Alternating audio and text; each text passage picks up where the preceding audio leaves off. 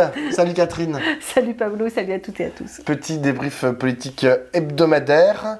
Ce soir, on voulait vous parler de 3 sujets. On va vous parler de la gauche, de ce qui se passe, du lancement en campagne présidentielle de François Ruffin, de la proposition d'Olivier Faure, de faire une plateforme de Ruffin à Glucksmann, de la manif antifasciste pour contrer celle de Marine Le Pen ce dimanche. On voulait aussi vous parler du procès de Marine Le Pen, du jugement qui est tombé ce lundi, de son inéligibilité avec exécution provisoire. Immédiate. Provisoire et immédiate. Provisoire et immédiate. Et puis, pour commencer, quand même, là on est vendredi, c'était donc hier. C'est les annonces de Donald Trump de mettre un plafond, enfin un sol de droits de douane à 10% pour l'ensemble des pays du monde par rapport aux importations vers les États-Unis, et puis avec des majorations. Alors nous, en Europe, on est à 20%, il y en a d'autres pays comme la Chine qui sont autour de 40%, donc il a fait des petites variations comme ça, en fonction de s'il les aimait ou s'il les aimait pas. Vraiment, dans le discours qu'il a prononcé, alors les Européens, ils nous appellent les charognards. Nous sommes les charognards.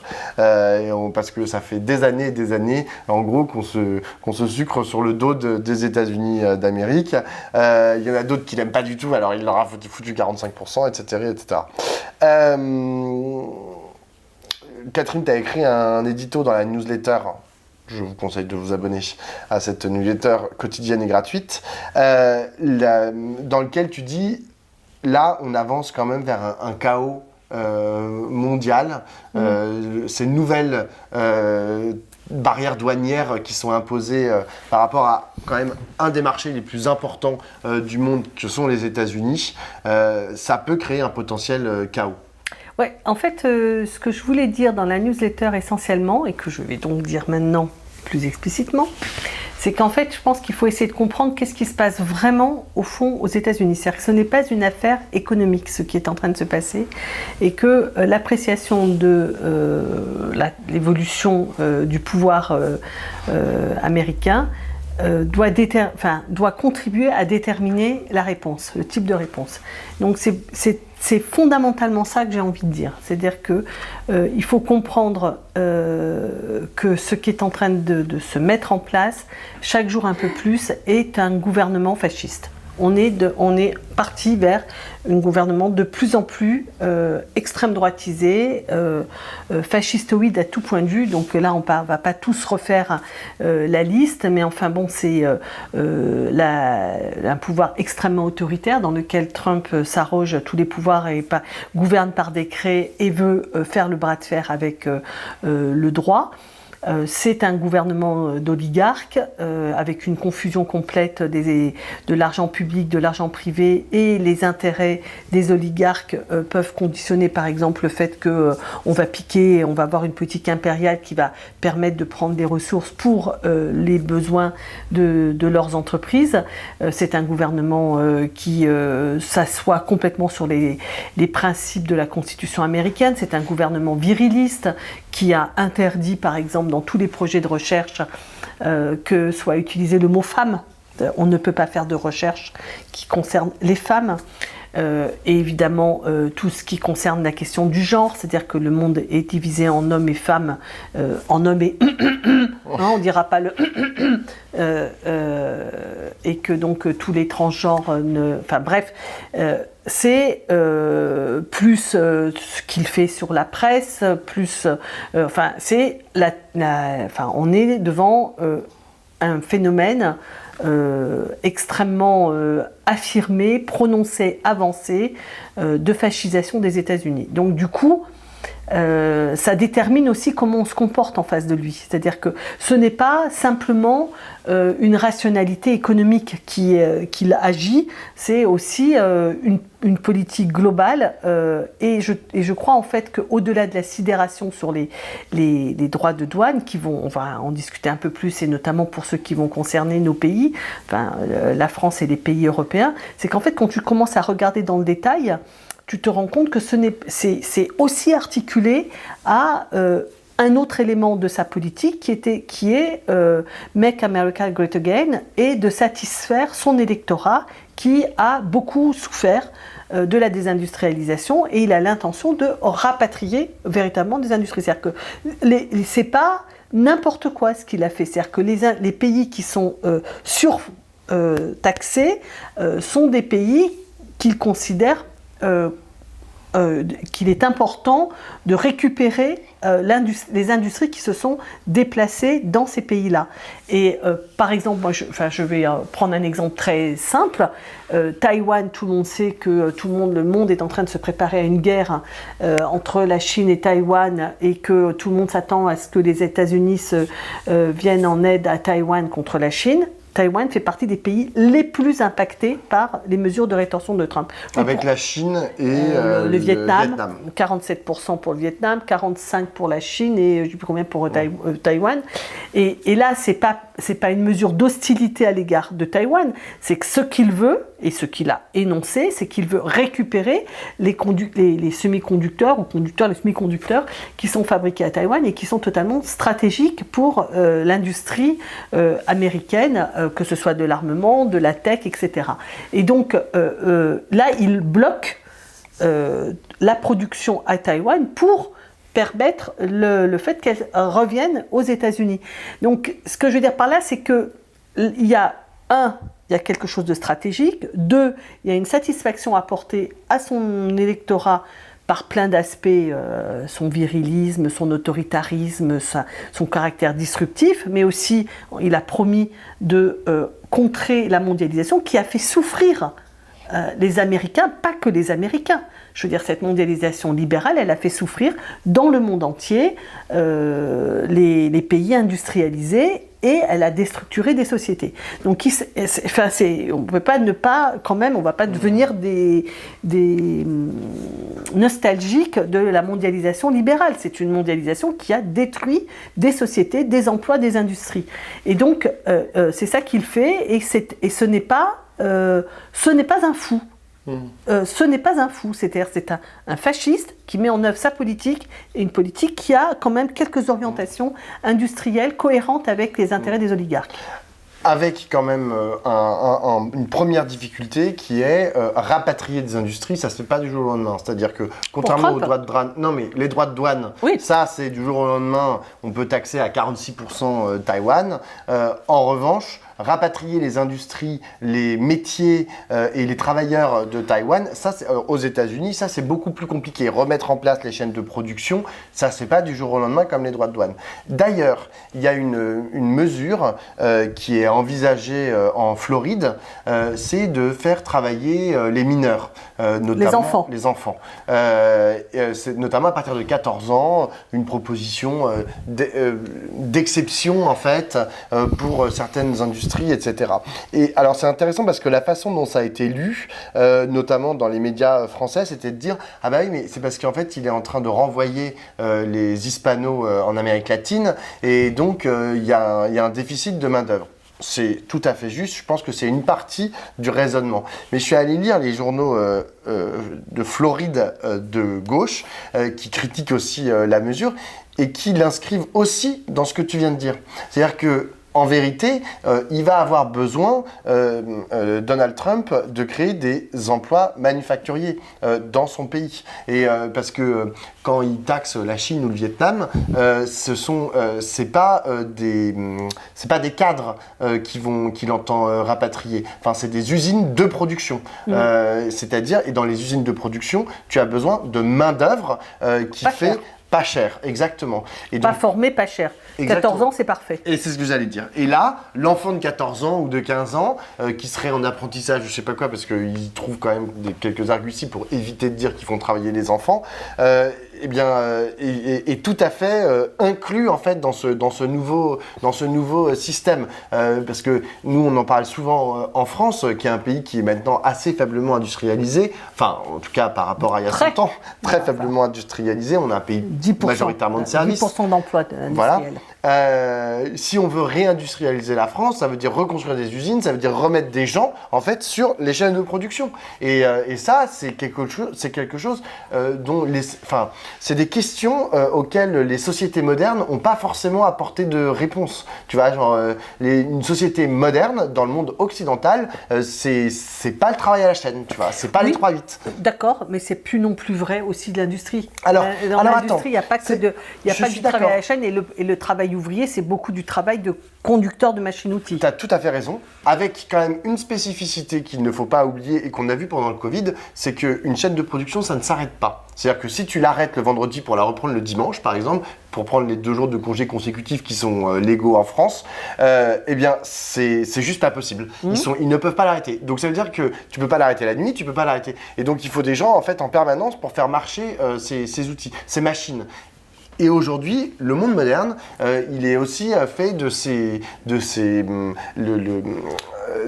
avantages que tu trouves dans les services, c'est-à-dire de pouvoir travailler du matin au soir, mais pas le week-end et pas la nuit. Tu vois, genre, je veux dire, c'est des logiques, en fait, aujourd'hui, qui sont, à mon avis, très profondes dans les sociétés françaises, européennes et dans la société américaine, qui est on va pas aller le dimanche de 8h du matin à 4h du matin le dimanche à travailler non-stop. Ça, ils en ont pas envie, tu vois. Et donc, ils me demandent qui ils vont trouver pour aller sur les chaînes de travail, quoi. Après, tu vas me dire, nécessité fait loi, et au bout d'un moment, quand t'as pas à bouffer, quand t'as pas de travail, tu vas forcément le faire. Mais ça va être des emplois, on parle toujours, nous, de la qualité de l'emploi, ça va être des emplois qui sont pas des emplois qui vont générer ni beaucoup de profit, ni des gros salaires, et ni des conditions de travail qui vont être incroyables. Donc si c'est ça qui vend au peuple américain, je vois pas que le peuple américain se dise « Ouais, super, on a des emplois de merde payés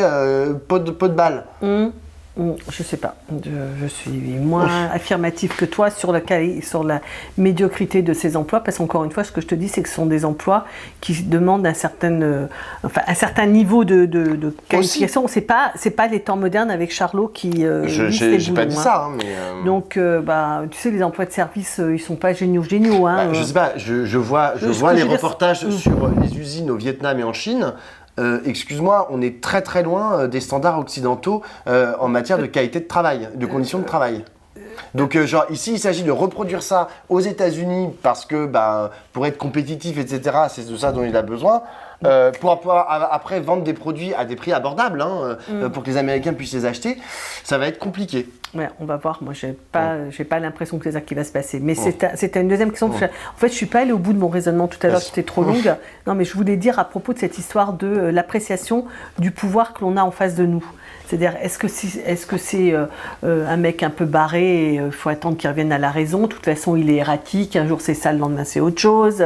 Ce que tu viens de dire, d'ailleurs, conforte un peu mon propos. C'est qu'en fait, on se rend compte qu'il y a un ensemble, une politique qui prend par plein de bouts quelque chose, une vision de l'Amérique, de ses intérêts, de la restauration de sa grandeur, de son empire, et avec une idéologie très très très autoritaire, réactionnaire, fascistoïde, et donc ça détermine le type de réponse que tu fais.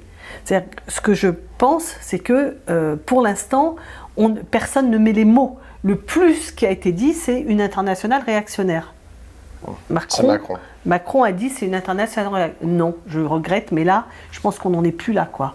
On n'est plus dans une internationale réactionnaire. En tout cas, l'administration Trump est une administration qui est en train d'installer un régime antidémocratique et qui a tous les atouts antidémocratique, impérialiste, oligarchique, qui veut contrevenir à tous les principes de l'état de droit et des principes d'égalité, d'indépendance, de liberté, etc., impérialiste. Bon, c'est un régime fascistoïde. Et donc on ne peut pas miser sur le fait qu'on va lui faire entendre raison, qu'on va trouver de la négociation, etc. C'est-à-dire que là, moi, je suis pas du tout sur cette longueur d'onde.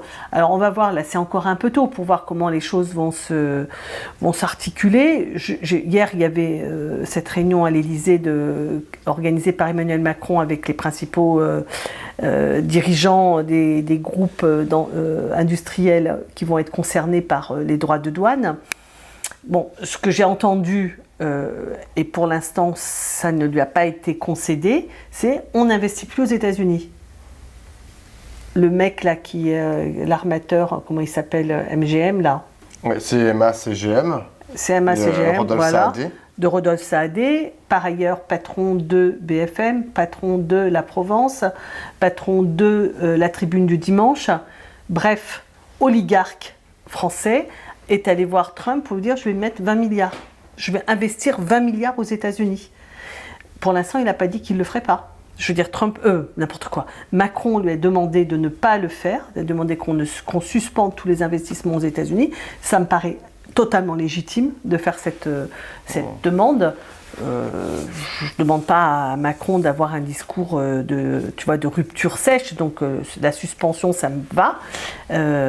Pareil pour Bernard Arnault, qui était rentré des États-Unis de l'investiture de Trump en disant il y a un vent de liberté qui souffle là-bas.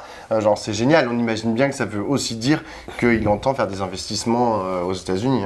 Pour l'instant, c'est pas là, enfin en tout cas, voilà, en tout cas pour l'instant. Macron a demandé aux entrepreneurs français de se mettre sur la réserve.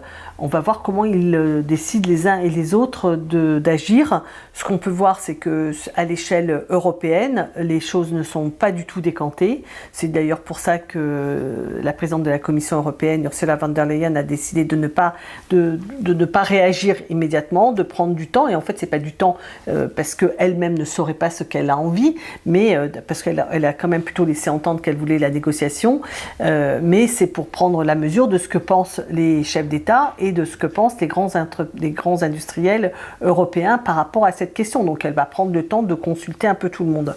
Voilà, et donc dans cette consultation, moi je considère qu'on n'a pas à simplement attendre de voir ce que les uns et les autres disent, c'est qu'il faut que la France soit active. Je pense pour le moment que ce qu'a fait Macron à 48 heures, on va dire, c'est pas trop mal. Déjà, le fait d'avoir réuni, d'avoir fait cette réunion et puis de lui avoir donné un côté un peu solennel aussi avec cette installation des drapeaux derrière lui, comme ça, là, tu vois.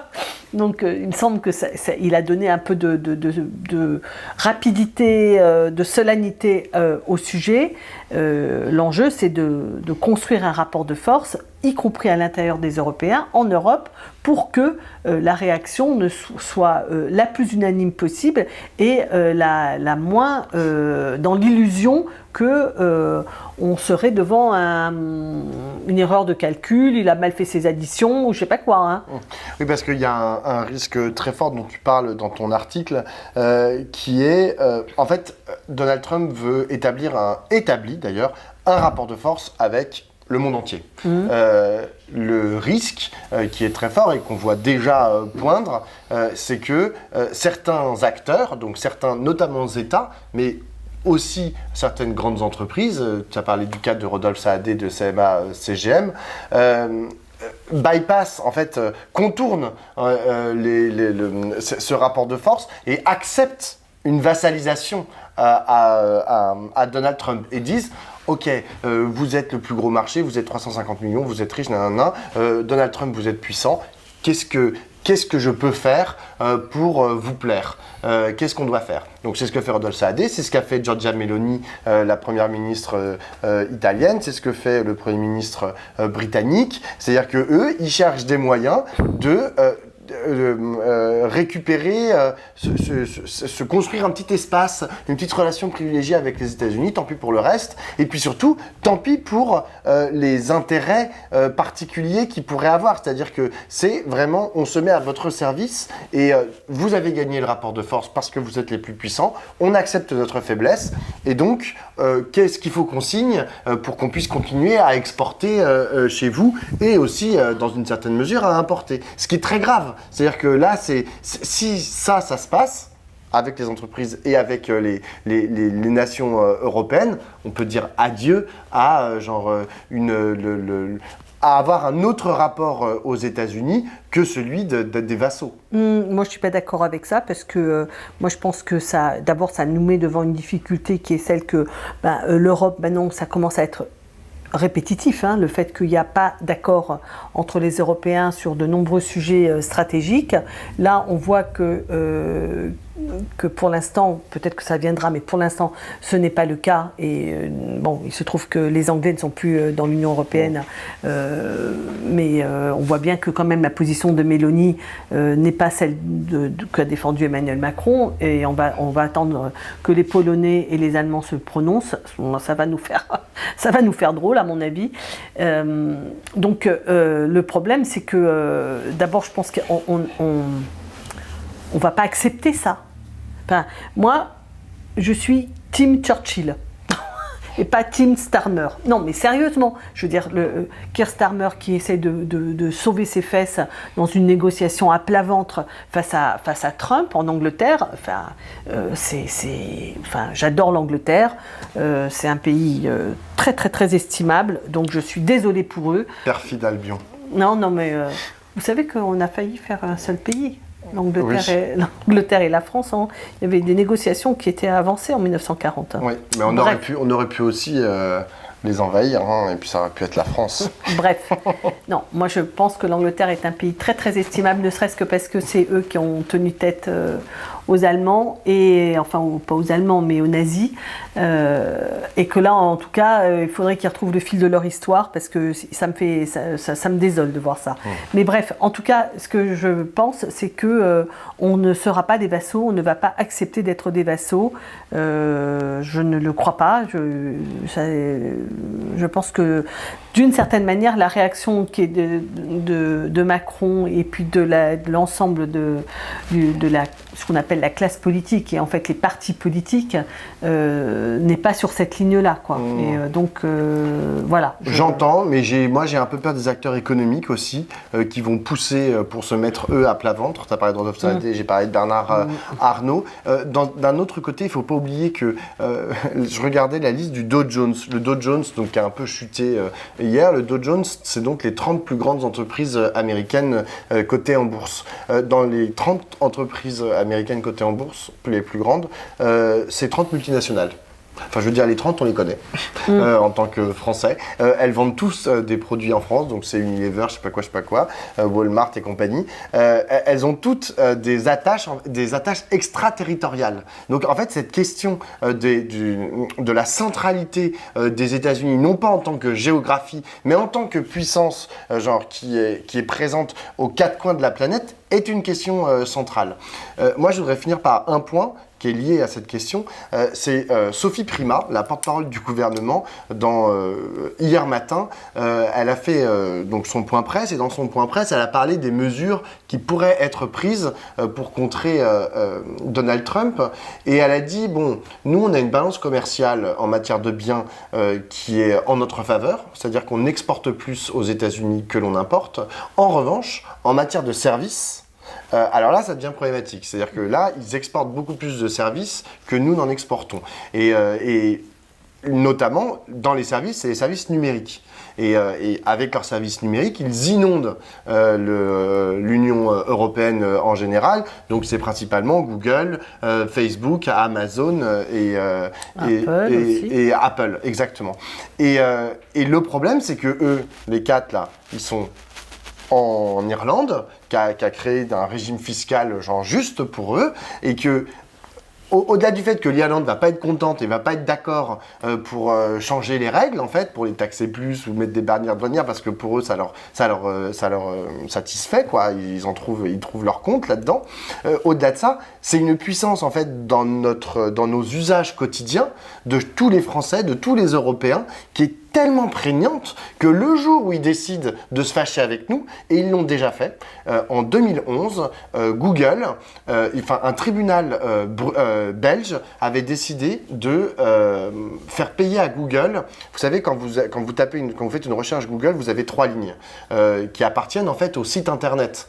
Le tribunal avait dit c'est du droit d'auteur, du copyright, donc il faut qu'il paye pour ces 3 lignes. Google, en mesure de rétorsion, avait supprimé toutes les entrées belges de Google. C'est-à-dire que quand vous tapiez une actualité, vous étiez en Belgique, vous êtes belge, vous tapez sur Google un fait, avant vous aviez la Libre Belgique, etc., les journaux, là ils avaient tous disparu. C'était la mesure de rétorsion. Ça a été une catastrophe pour la Belgique, donc immédiatement ils sont rentrés en négociation avec Google. C'est-à-dire que, et on n'est plus en 2011, c'est-à-dire que la puissance de leurs algorithmes et de leur est énorme, et je ne vois pas comment demain, si on commence à se fâcher avec Facebook, Instagram, WhatsApp, Google et Apple, bonjour, les Français et les Européens vont pas être contents. Oui. Donc on a un vrai problème à ce niveau-là de dépendance à ces grandes entreprises. Ça me permet de dire un truc à propos des journaux, de toute la presse et des journaux indépendants comme Regard en particulier, c'est qu'on est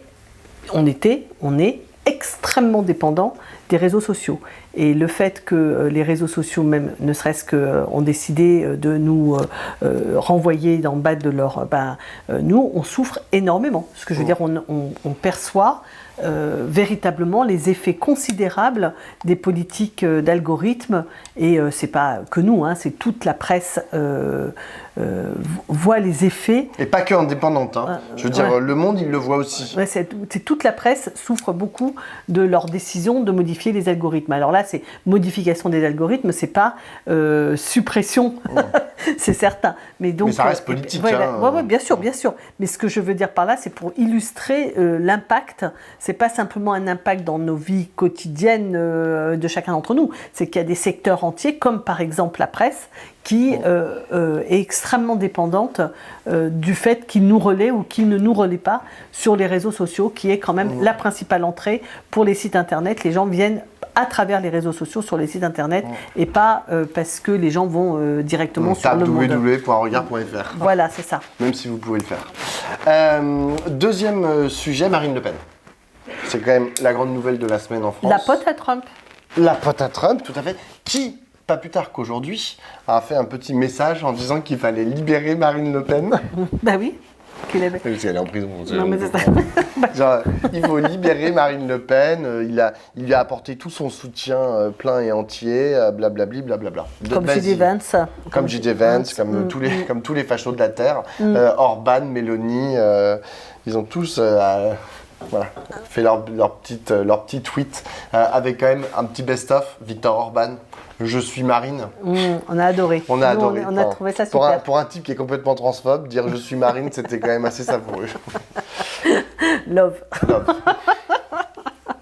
Peut-être, vas-y, commence sur Marine Le Pen. Qu'est-ce que t'as inspiré cette décision de ces 3 juges? Je pense qu'on est une semaine après, donc beaucoup a été dit sur le sujet, des petites choses. Donc juste, moi j'ai pris la mesure du fait que les peines provisoires qui sont en fait exécutoires immédiatement, en fait c'est la majorité des peines qui sont prononcées. C'est-à-dire qu'en fait, j'ai entendu, c'est 58% des peines qui sont mises en exécution immédiatement.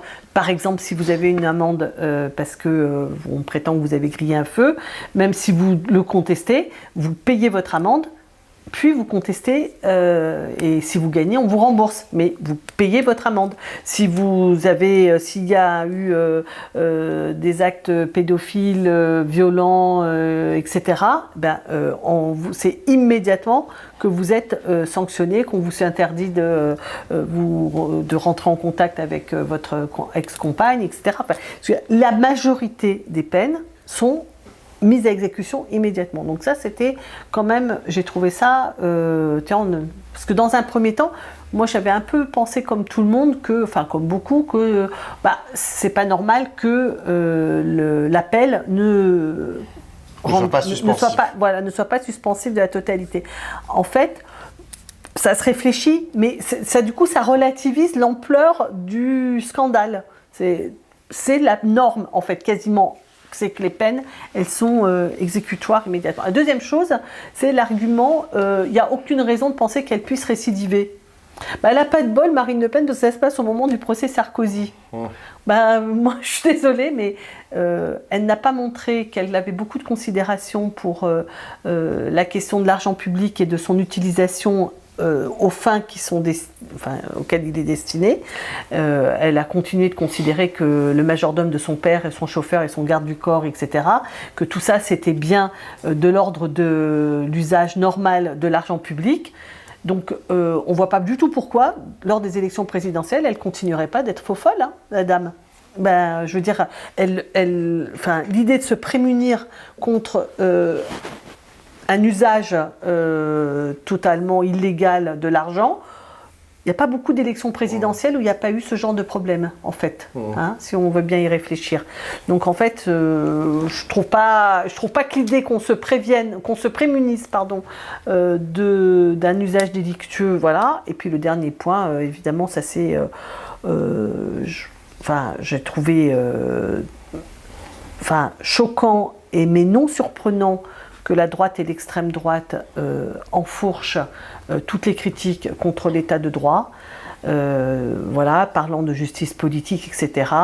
J'ai trouvé choquant mais non surprenant que France Insoumise en fasse de même, puisque en 2019, ils avaient mis au point cette théorie du lawfare, et donc on devait récupérer, c'est pas de eux, mais ok. Ils avaient porté cette, et avaient réalisé il y avait une pétition internationale pour venir en appui de Jean-Luc Mélenchon qui serait victime du lawfare. En gros, le lawfare, juste pour expliquer, c'est le fait que des États mettent en place des lois, des décrets, tout un système juridique pour attaquer leurs opposants politiques. C'est une faiblesse de la loi, quoi. En fait, ils disent en fait c'est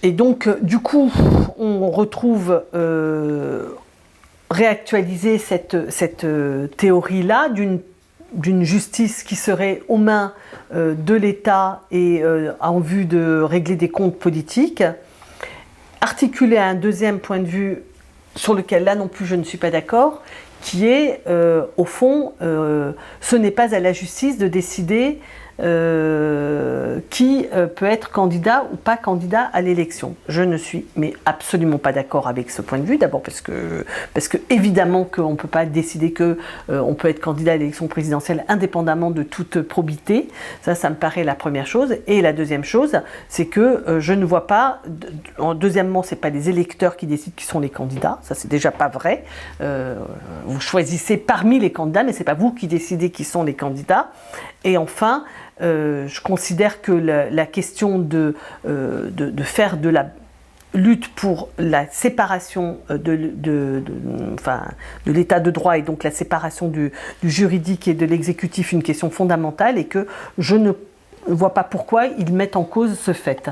Pourquoi ils mettent en cause le fait qu'il existe. Ils prétendent pas qu'il ne faut pas que cela soit, mais je ne vois pas pourquoi ils disent que cela n'est pas. Je trouve que c'est une attaque contre les juges qui n'est pas étayée, qui n'est pas justifiée et qui abîme la crédibilité de notre système de fonctionnement, de notre démocratie, et que cette mise en cause n'est vraiment pas bienvenue. Moi, par rapport à cette mise en cause et à tous les soutiens dont a pu bénéficier Marine Le Pen à l'extrême droite et à droite, et les choses qui ont été dites par la France Insoumise qui ne sont pas du tout du même ordre, mais qui restent très problématiques. Moi, il y a quelque chose qui m'a choqué, je les ai tous écoutés parler, et en fait, j'ai compris que pour certaines personnalités de la France Insoumise et les gens de droite qui ont soutenu Marine Le Pen, en fait, ils considéraient que la politique, le fait d'avoir des responsabilités politiques, crée un environnement criminogène. Et que c'est un fait. Et que finalement c'est presque pas de leur faute si ils piquent dans la caisse et si ils commettent des délits. C'est-à-dire que vraiment cette pensée profonde que lorsqu'on a des responsabilités, mais c'était un peu la même chose au moment de Christine Lagarde. Non, Christine Lagarde, qui avait fait l'arrangement entre... Pour Bernard Tapie. Pour Bernard Tapie. En fait, son argument, c'était de dire, mais qu'est-ce que vous voulez? C'est comme ça. C'est ça la politique. Enfin, je veux dire, et, et pour eux, pour beaucoup de ces gens puissants, aux responsabilités, comme on dit, il y a un espèce de lien puissant entre le fait d'être à cet endroit-là et de ne pas pouvoir, bon an, mal an, malgré eux, malgré eux, respecter la loi. Comment tu veux qu'ils respectent la loi alors que c'est tellement compliqué, c'est tellement facile, c'est tellement... et puis c'est tellement pas leur objet. Et c'est là qu'on revient à la question de la souveraineté populaire. Ça, c'est la France Insoumise qui a mis ça en avant, l'opposition entre la souveraineté populaire et la justice, oui. Qui est vraiment... C'est pas possible de penser comme ça. C'est parce qu'au fond... pour eux, c'est pas leur question. Je veux dire, si, oui, Marine Le Pen, elle peut être coupable, peut-être certaines personnes de leur parti politique peuvent être coupables, mais c'est pas le sujet. Parce que le sujet le plus important, c'est la souveraineté populaire. Et c'est le seul sujet dont ils veulent parler. Et ils ont même l'impression que ça peut être supérieur à tous les autres. Et donc, y compris la question de la justice et de la probité de nos élus.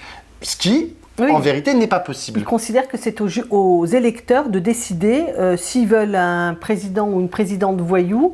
Ils ont bien le droit et que non, je regrette, mais non, il y a des choses qui, dans la hiérarchie, on se met Alors pour moi, c'est pas une question de hiérarchie, c'est plutôt on ne peut pas les opposer.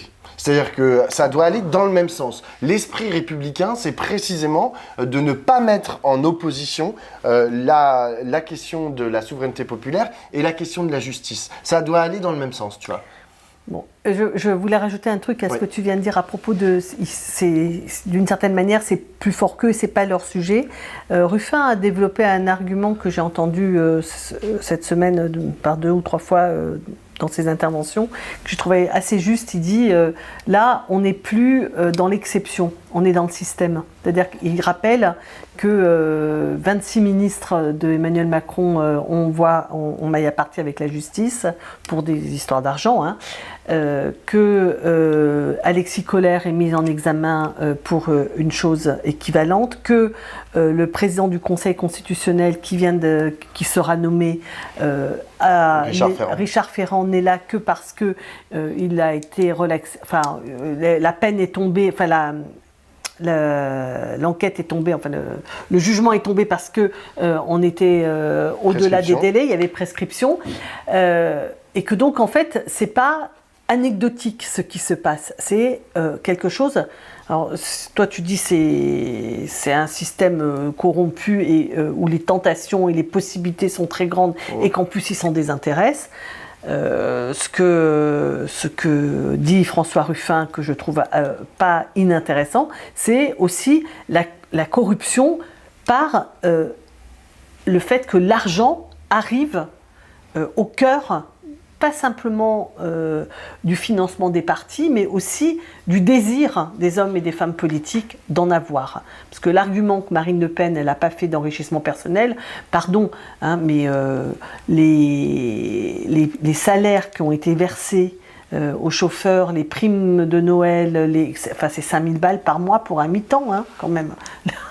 Je veux dire, c'était quand même des sommes tout à fait considérables pour une satisfaction personnelle. On peut dire que ça contribue à sa qualité de vie d'avoir un chauffeur qui est payé 5 000 balles par mois pour l'emmener partout où elle en a besoin, ou que son père est un majordome. Donc voilà, je veux dire qu'il y a cette entrée de l'argent, cette confusion entre l'argent et les intérêts publics, mais aussi ce gain, cet appétit pour l'argent qui est très choquante, quoi, hein. Et moi, là, il y a la ministre de la Culture. Oui, ça a l'air d'être mal engagé son affaire, hein, parce que Carlos Ghosn, il vient de perdre une manche au tribunal. Or, elle, c'est quand même des centaines de milliers d'euros qui lui ont été versés de manière qui, en tout cas, interroge la justice, on va dire. En tout cas, ce que je vois aussi, c'est la façon un peu presque dilettante que Marine Le Pen,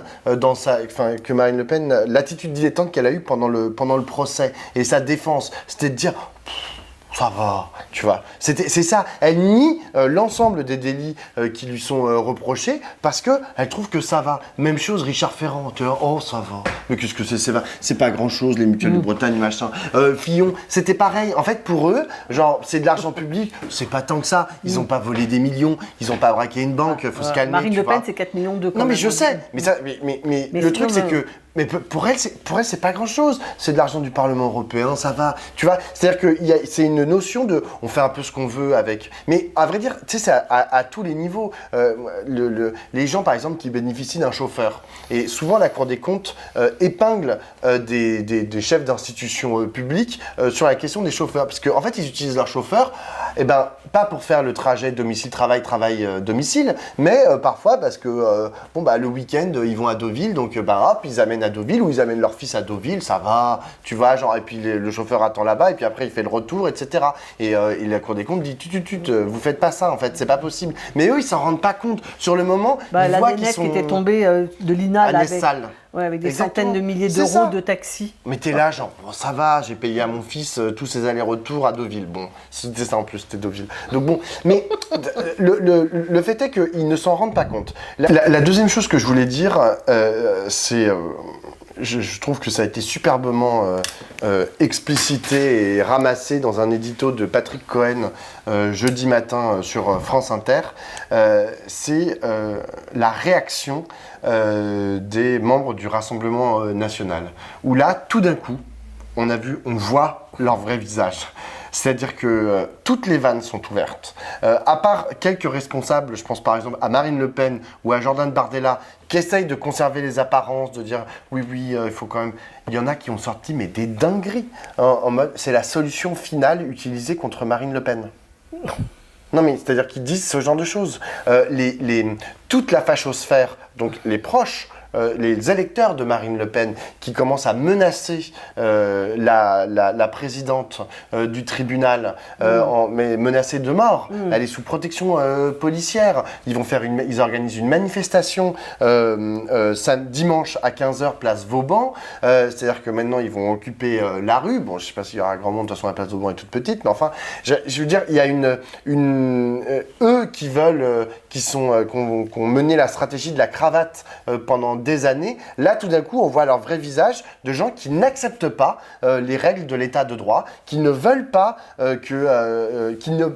n'arrivent pas à envisager que leur leader, et on sait à quel point c'est important pour l'extrême droite d'avoir un leader charismatique fort, puisse être sous le coup d'une décision de justice, et donc la remettre en question, mais avec une violence. Mais il faut écouter les mots des députés du Rassemblement national dans l'hémicycle. Ils ont pris la parole sur des sujets qui n'avaient rien à voir. Donc, il y a une loi sur le chemsex ou une autre qui avait trait à la question du consentement. Alors, les députés du Rassemblement national n'ont rien à faire. Ils étaient là pour parler de Marine Le Pen, la défendre mordicus, encore une fois, avec des arguments totalement anti-républicains. Totalement anti-républicains. Donc, eux qui se veulent vraiment les champions de la République, tout d'un coup, c'est... vraiment l'extrême droite dans toute sa puanteur et dans toute sa fange, quoi, qu'on voit apparaître. Et je trouve ça intéressant de rappeler, ça nous rappelle en fait ce qu'ils sont profondément derrière le vernis qu'ils essayent de nous vendre depuis des années. Mais cette question de Marine Le Pen, le fait que, bon, a priori, elle va être hors jeu pour la présidentielle 2027. J'espère. Je veux dire, oui. Le pire serait qu'elle soit. Le pire serait qu'en appel, elle sera condamnée, parce que ça, je pense qu'il n'y a pas de doute sur le fait que sa culpabilité. C'est en 2026. En 2026, oui. Que l'été 2026, elle soit condamnée, mais le pire serait qu'elle soit condamnée et qu'elle puisse se présenter. Et qu'on fasse faire la chose incroyable, qu'on fasse élire quelqu'un qui est condamné pour avoir piqué dans la caisse. Je trouve que ça serait... tu vois, dans les... C'est pas le plus probable aujourd'hui.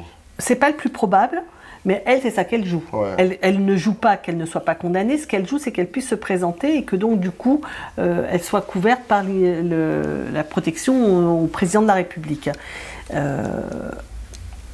Et elle pense que les Français ne lui en tiendront pas rigueur, qu'on lui pardonnera et qu'elle pourra, bien que condamnée, qu'elle pourra être candidate et gagner.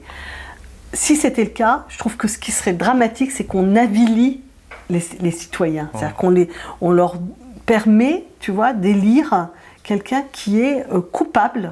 Une délinquante. Une délinquante hautement coupable. Et chacun d'entre eux, du coup, d'une certaine manière, participe à cet avilissement. Ça me terrorise, véritablement. En 2026, pour l'appel, le plus probable, c'est qu'elle reste inéligible et qu'elle ne puisse pas se présenter en 2027 et que, du coup, elle soit remplacée par Jordan Bardella. Tu as consacré une newsletter cette semaine. C'est Loïc. Comment ? C'est pas moi, c'est Loïc, tout à fait, c'est Loïc Leclerc. Une newsletter cette semaine pour expliquer que c'était pas gagné-gagné, que ça soit Jordan Bardella, que tout le monde n'est pas d'accord au Rassemblement National, qui représente une extrême droite qui n'est pas exactement celle de Marine Le Pen.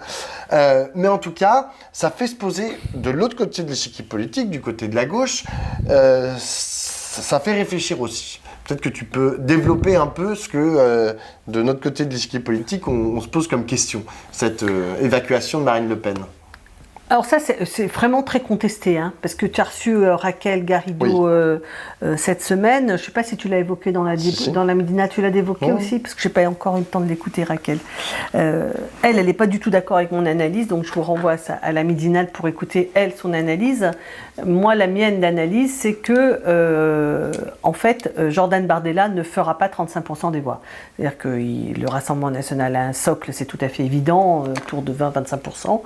Pour l'instant, l'enjeu du Rassemblement National, c'est de garder le plus longtemps possible ce socle dans le Rassemblement National, d'où le fait aussi, la stratégie de dire on fait appel et on va se battre et je ne lâcherai pas, etc., pour bien ancrer et que les gens ne commencent pas à se dire « Ah, si c'est pas Jordan, alors je regarde Marion, je regarde Zemmour, je regarde Retailleau », donc ils veulent scotcher leur électorat pour essayer d'aller... Mais ils savent bien quand même que Jordan Bardella, il aura 31 ans en 2027, il n'aura toujours eu aucune expérience professionnelle et aucune autre expérience que d'avoir été un apparatchik du Rassemblement National, ce qui ne fait pas beaucoup pour diriger la France, quoi. Enfin, si je puis me permettre, Marine Le Pen n'a pas avoir été la fille de ma papa. Ah ben là, tu vois, elle a été avocate. Non, elle a été avocate. Elle a même défendu des sans-papiers, Marine Le Pen. Moi, j'ai vu ça.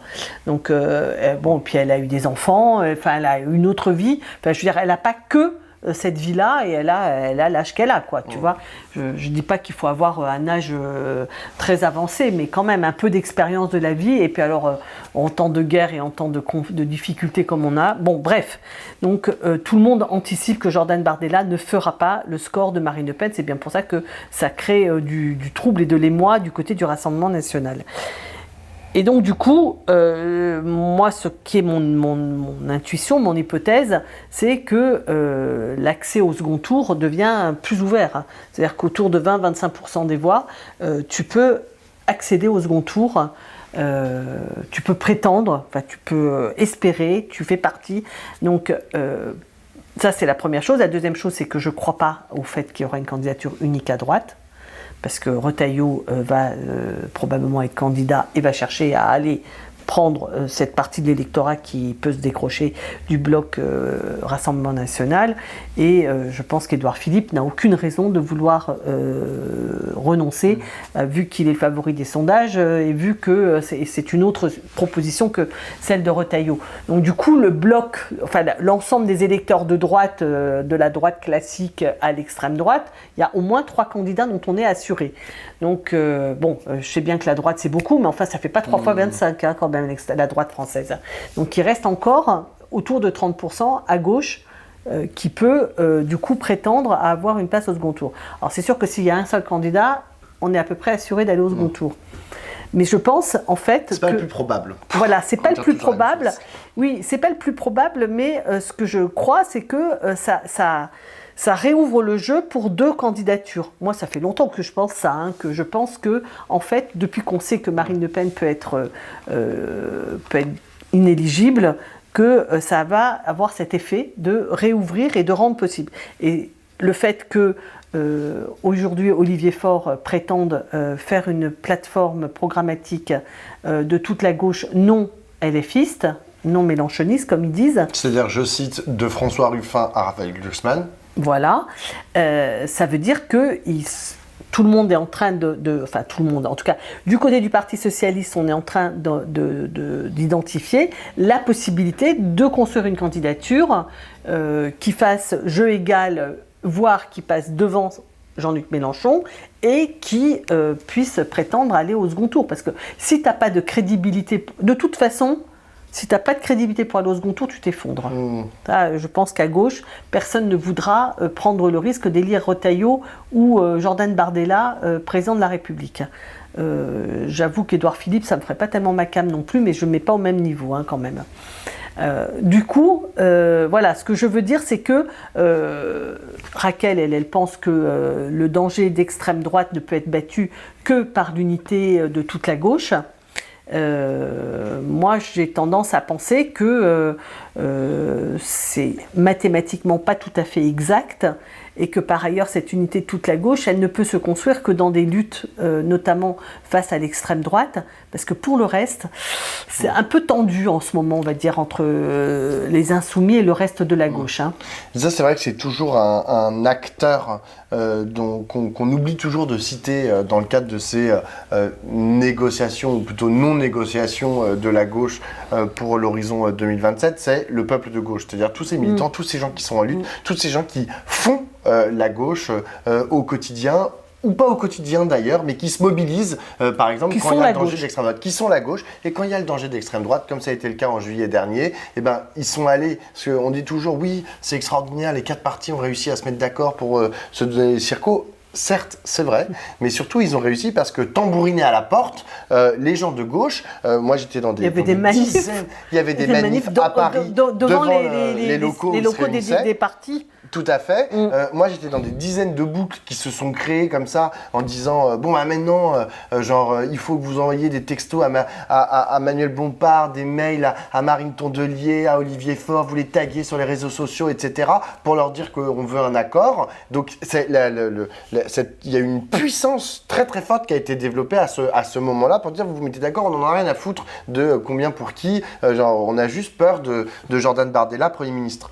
Eh ben, je pense que là c'est vrai ils tirent un peu la gueule, ce peuple de gauche en ce moment, parce qu'ils ne comprennent pas trop où est-ce qu'il habite et quelle est la direction qu'il pourrait prendre. Mais je sais, j'ai l'instinct que en fait il peut se remobiliser, tu vois, à l'horizon, par exemple, de cette... S'il y a un risque Retailleau-Bardella au deuxième tour. Enfin, je veux dire, ça, c'est quelque chose qui n'est pas acceptable pour quelqu'un de gauche. Mais si c'est le cas, il y en aura un des deux, parce que j'ai l'hypothèse qu'il y aura un candidat de la France Insoumise. Ça me paraît une hypothèse assez crédible, non? Et que probablement, il y en aura donc... Jean-Luc Mélenchon. Voilà, probablement Jean-Luc Mélenchon, et que probablement il y en aura un autre. Je n'imagine pas vraiment qu'il y en ait 2 autres, pour tout dire. Donc je ne sais pas quel sera le mode de désignation de cet autre candidat.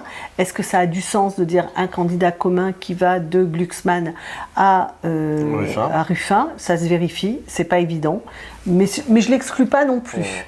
En fait, parce que si on considère qu'on ne peut pas travailler avec François Ruffin d'une part, avec Clémentine Autain d'autre part, avec Fabien Roussel ou avec Marine Tondelier ou avec Olivier Faure ou avec Raphaël Glucksmann, non mais la gauche c'est qui? Si ces gens-là n'en font pas partie, la gauche c'est qui? Plus les insoumis quoi.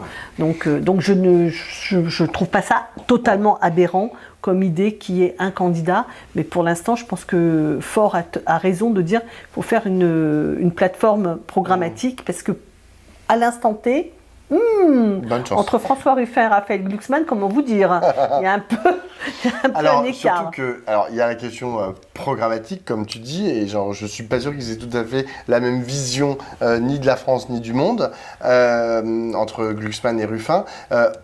En revanche... Mais Mélenchon non plus, il ne peut pas gouverner sans les autres. Exactement, non mais... je ne vois pas comment Mélenchon peut faire sans Clémentine Autain. Si, il a un gouvernement qui serait fait entièrement d'insoumis. Mais non, ça n'a pas de sens. Donc il est obligé de travailler avec... le dernier truc, là, il a défoncé, comment il s'appelle, Boris Vallaud. Mais ridiculisé, moqué, une ironie mordante. Là, j'ai regardé son point politique de mercredi soir. C'était d'une méchanceté à l'égard de Boris Vallaud, waouh, mais il ne fera pas un gouvernement sans Boris Vallaud. Il faut lui dire, hein, Jean-Luc, si tu es président, tu auras Boris Vallaud dans ton gouvernement. Moment, il dit revenez mes amis, en fait on s'est toujours aimé, comme il avait fait déjà à l'égard des socialistes. Hein. Il avait dit plus jamais PS, et puis après revenez mes amis, on vous a toujours aimé. C'est toujours la même chose, c'est cyclique. Oui, enfin bon, en tout cas, il vaut mieux raisonnablement se dire qu'il n'y a pas de gouvernement possible sans toute la gauche. Déjà qu'on fait que 30%. Alors si on commence à décider que les Insoumis n'en font pas partie ou que Raphaël Glucksmann n'en fait pas partie, ça ne va pas marcher. Hein. Alors, il y en a un qui, cette semaine, a fait un pas de géant dans cette idée, dans l'idée présidentielle. C'est François Ruffin qui a tenu meeting à Montreuil mardi soir sur le thème « On a besoin d'un leader et je veux bien être ce leader ».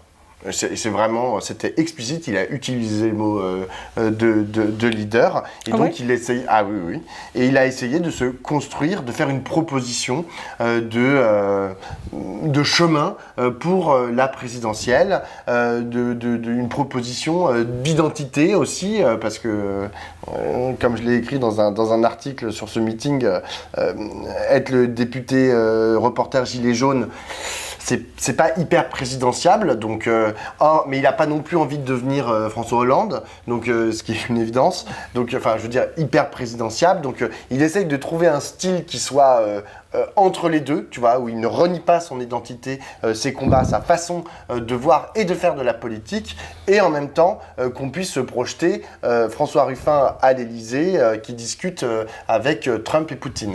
Donc il y a quelque chose à trouver, et c'est ça dont il a essayé de faire la démonstration mardi soir. Moi, j'en reste à ma question de comment est-ce qu'il peut y avoir une candidature de rassemblement de la gauche, y compris d'ailleurs qui n'exclut pas le rassemblement de second tour, qui devra être de toute façon. Donc que ce soit Jean-Luc Mélenchon qui dirige, qui ressorte encore en tête, ou que ce soit l'autre candidat qui sorte en tête, il faudra bien au second tour que ça converge. Donc la question de quel est l'axe autour duquel tu construis ta proposition politique, c'est quand même très important. Et donc, en effet, Ruffin a dit il se préparait exactement. Il n'a pas dit exactement qu'il était candidat. Non, il n'a pas dit qu'il était candidat. Il a dit il faut qu'il y ait un visage et qu'il y ait un leader. Et je ne me déroberai pas. Je ne me déroberai pas. Voilà, donc c'est quasiment dire que j'étais candidat. Hein. On y était tous les deux, on est allés l'écouter tous les deux. Et c'est là qu'il y a des gens qui ont dit président. Donc les gens ont bien compris ce que ça voulait dire. La proposition de Ruffin, tu l'as résumée dans la newsletter, hein, c'est une proposition qui permet de discuter, à mon avis, avec le reste de la gauche et que chacun vienne avec sa logique. Et la proposition de Ruffin, elle est assez claire, elle était assez énoncée de manière assez compacte, enfin en tout cas moi comme je l'ai comprise, hein, c'est ce que nos concitoyens ont besoin, c'est de protection, donc d'un État qui leur assure des protections minimales en termes de droits sociaux, hein, l'emploi, le toit, les aléas de la vie, la maladie, la vieillesse, etc. Protection contre l'argent. Il a fait un passage qui est assez intéressant sur ce que je racontais tout à l'heure sur le mélange des genres. Et ça, c'est donc le cap, je veux dire, dans lequel il inscrit sa proposition générale. Sa traduction, c'est le souverainisme. Il rappelle qu'il a toujours été de ce côté-là. Donc moi, je maintiens que je ne suis pas d'accord avec ça et que par ailleurs, la question de la protection, je vois bien ce qu'il veut dire en termes de nécessité, surtout dans ces temps très angoissants. Mais j'ai le sentiment que c'est pas suffisant pour embarquer notamment la jeunesse par exemple. On peut pas juste lui promettre de la protection. Mais c'est une proposition assez forte et assez englobante, quoi, je trouve. Donc le protectionnisme comme moyen d'agir sur les grands leviers de la politique publique. Et dernière chose, c'est une définition, c'est qui nous sommes qui, notre France. Et là, il a été extrêmement brillant dans sa manière de raconter la France, ce qui n'est pas une petite question quand on veut être président de la République, hein, d'être capable de parler de la France. Donc il a fait cette proposition. On a déjà entendu des bouts de propositions du côté de Clémentine Autain, du côté de Raphaël Glucksmann. Les choses commencent à se mettre en place. Donc Glucksmann va affiner sa proposition au mois de juin. Donc on voit des acteurs qui commencent à dire un peu quel est le sens de l'axe. Il dit protection. Clémentine Autain, elle va dire esprit public. Raphaël Glucksmann, il va dire puissance européenne. Donc on voit des offres politiques commencer à se mettre en place. Mélenchon, je ne sais pas très bien, on ne sait pas encore très bien sur quoi il va axer son offre politique. Mais voilà, je trouve ça intéressant de voir que ça progresse un peu dans les énoncés de ce sur quoi après on va discuter s'il y a une plateforme comme le propose Olivier Faure. On continuera de regarder et puis on verra bien comment tout ça arrive à s'orchestrer, parce que c'est ça la difficulté. Oui, il y a des cuivres, il y a des vents, il y a des cordes frappées, et genre d'un moment, il va falloir trouver la façon de faire les arbitrages et la façon de rendre tout ça harmonieux aussi. D'intégrer aussi la part de réalité des uns et des autres. Voilà. Ouais, non mais je suis d'accord. Et la part de vérité. Donc bon, on suivra ça avec attention avec vous. Et sur ce, à la semaine prochaine. Ciao, ciao.